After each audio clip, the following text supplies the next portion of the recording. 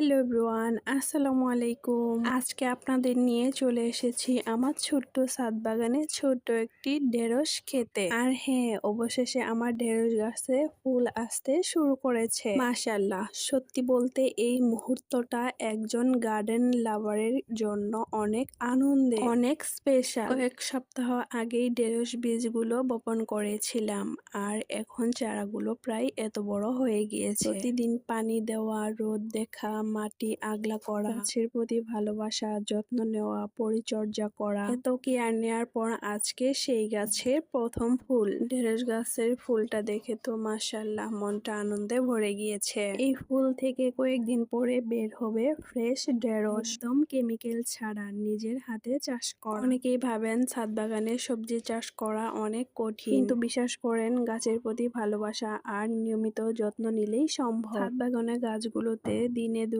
বার সকাল বিকাল পানি দিতে হয়। আর একটা জিনিস খেয়াল করেছি, ঢেঁড়স গাছ প্রচুর রোদ পছন্দ করে। যত বেশি রোদ পাবে তত দ্রুত ফুল আর ফল আসবে। এখন আমার টার্গেট হচ্ছে পুরো ছাদটাকে সবুজে ভরে ফেলা। ইনশাআল্লাহ সামনে আরো টমেটো, মরিচ, বিভিন্ন রকমের সবজির আপডেট আপনাদের সাথে শেয়ার করব। আপনারা কমেন্টে বলবেন তো আপনাদের বাসায় বা ছাদে কে কে গাছ লাগান আর কি কি গাছ লাগিয়েছেন। বন্ধুরা, এই সিজনে কি কি সবজি গাছ লাগানো যাবে অবশ্যই কমেন্ট করে আমাকে জানাবে। যদি ভিডিওটি ভালো লেগে থাকে অবশ্যই একটি লাইক দিয়ে পাশে থাকবেন।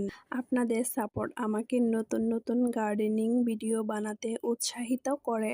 দেখতে থাকুন আমার ছাদ বাগানের জার্নি।